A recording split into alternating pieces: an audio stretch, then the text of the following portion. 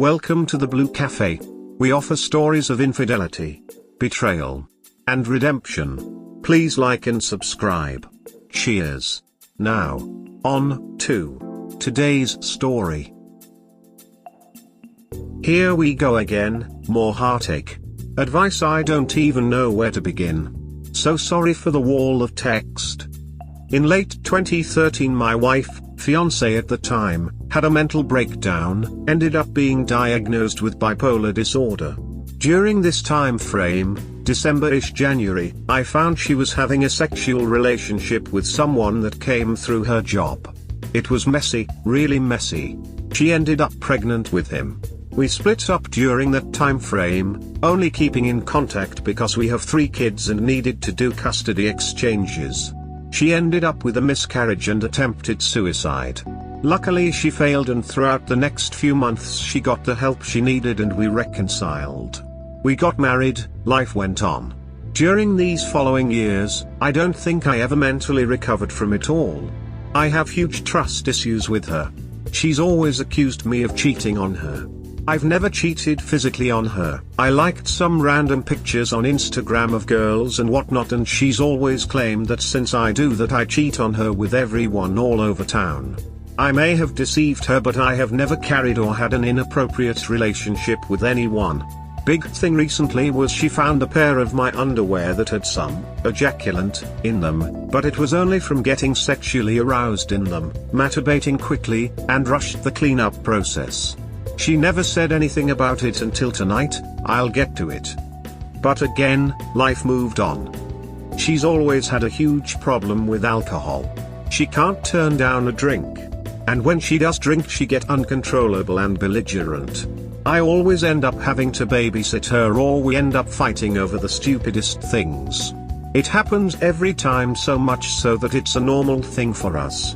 I've always told her she's got problems with alcohol and she needs to get it under control, and it always just gets brushed off and I end up the asshole.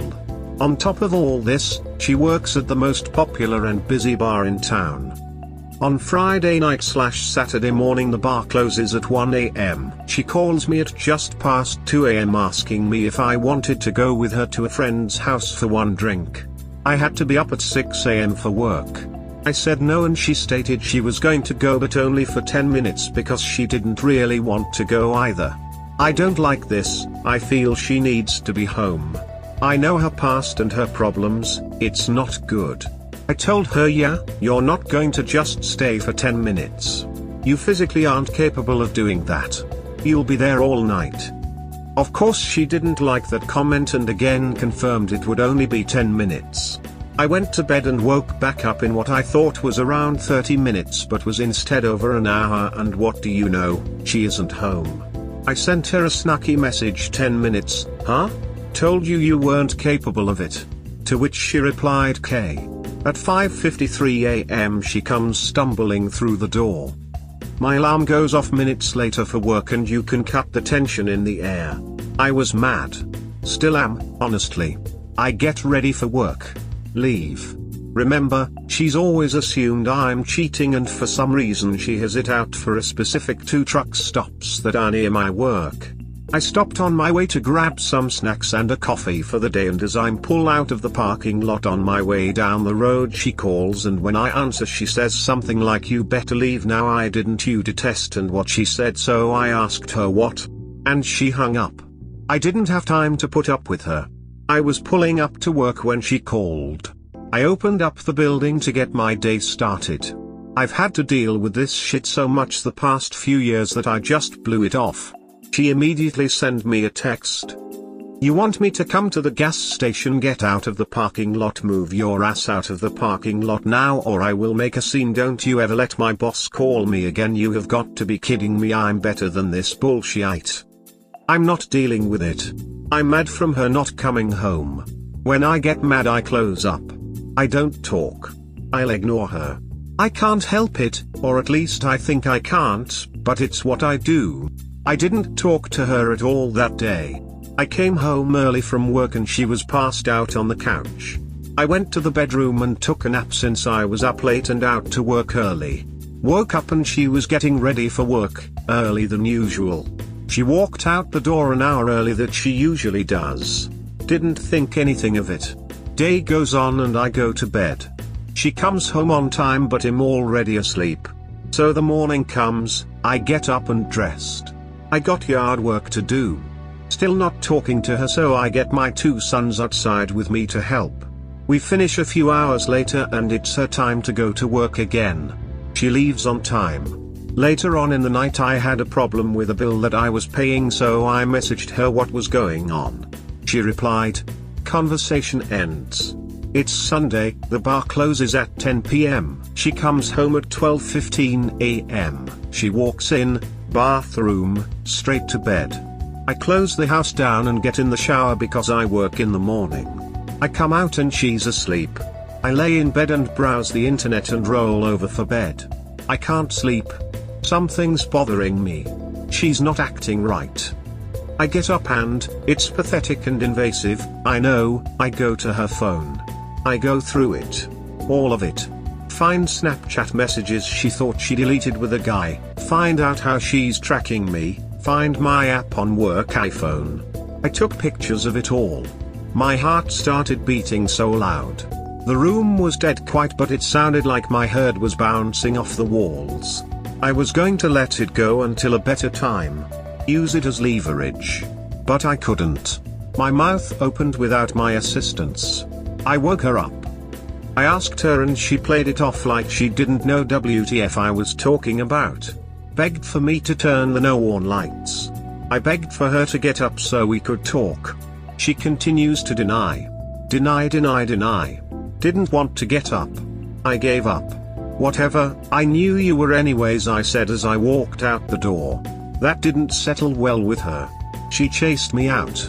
She sat on the couch and just continued to unload on me that I'm the cause of her mental condition. I'm the problem. Yada yada yada. I stayed calm and attempted to keep her on track about the messages I found. She said nothing happened and laughed that I even thought anything was happened. Check linked pictures. She continues to laugh and walks off to bed. Now here I am, laying on the couch, not crying or anything like I was the first time. Just utterly hurt. I know she will continue to gaslight me. I love her.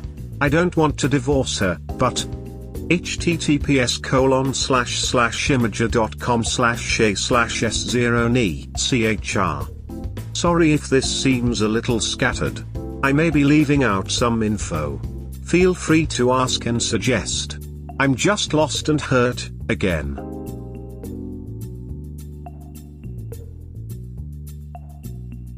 If you don't want to divorce her, then you accept that the rest of your life will look exactly like it did in the last days. She cheats on you, then tries desperately to find that you did the same so that she feels better, and when she doesn't find anything, she will make up stories. She never did something wrong, so you also better don't expect her to apologize. This is all your fault. She showed you back then who she is, and now you found the proof that she still hasn't changed. Accept that she will never change and stay with her, or accept that she will never change and leave her. That is your decision to make. Better go to a doc and get tested for STDs. My wife has bipolar, which emerged with mania. In the lead up to her mania, over say 10 years, with hindsight I can say that she became somewhat irrational and caused a lot of fights, general unhappiness between us.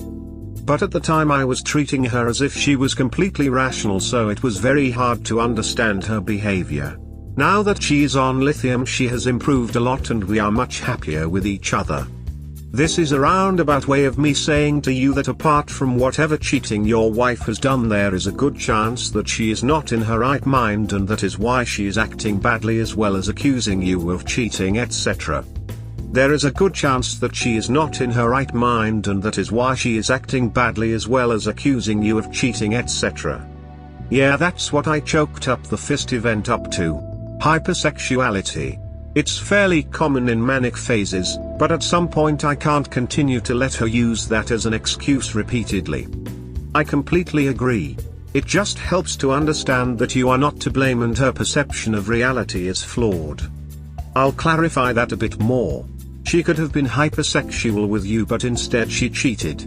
That's enough to divorce. The fact that she is ducking nuts is a separate issue. It means you can't have a fair discussion with her. Also, what is a mum of 3 doing going out to bars till midnight without her husband? Sounds like low-level mania to me. Kind of a clusterduck if I'm being honest. Let me start by saying that for the children should never be the reason for reconciliation. That won't lead to a healthy relationship between mom and dad, and kids are not stupid. Growing up around a toxic relationship is far worse than divorce. Not to mention the damage it will do to you.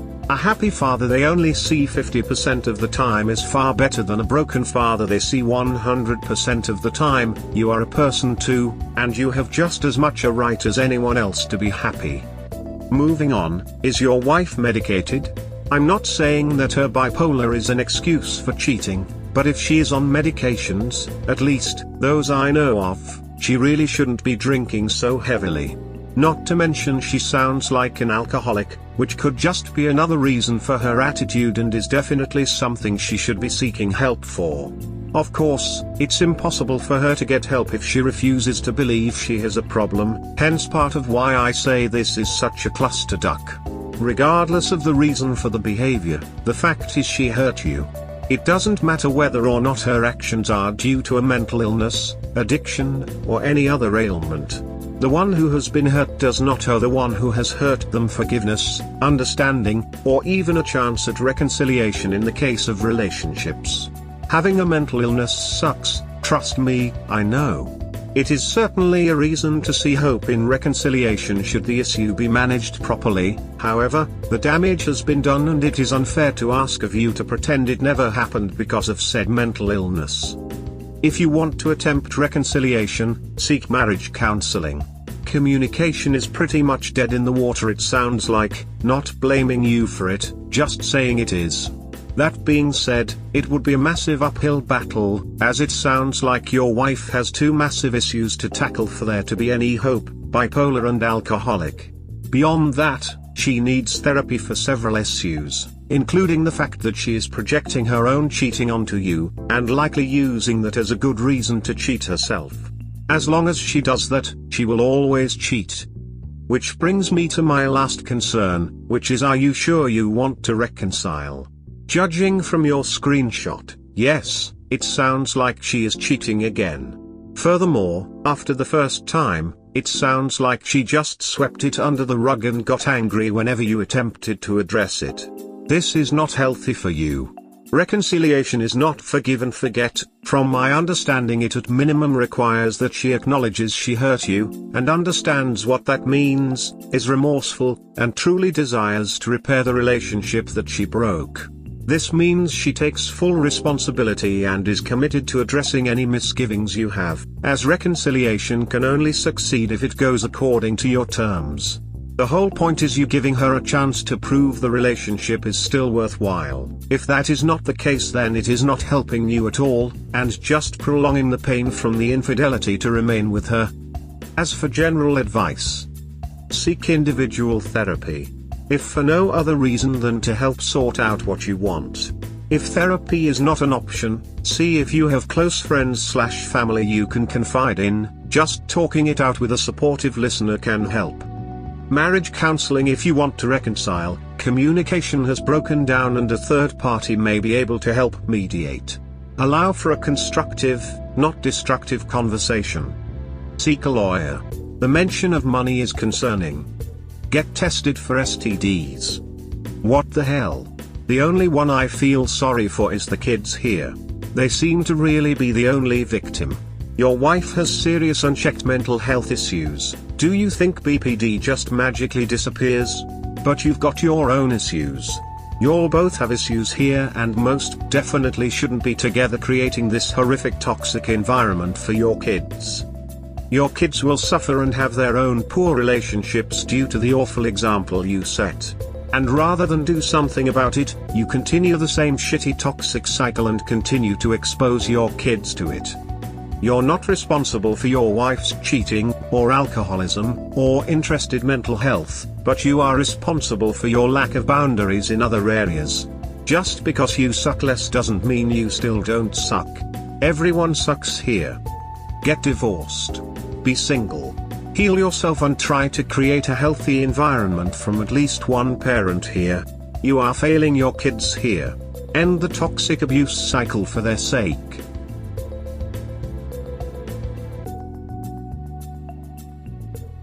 We hope you have enjoyed today's episode. Please comment, like and subscribe. Cheers. Have a wonderful day or night. Wherever you are.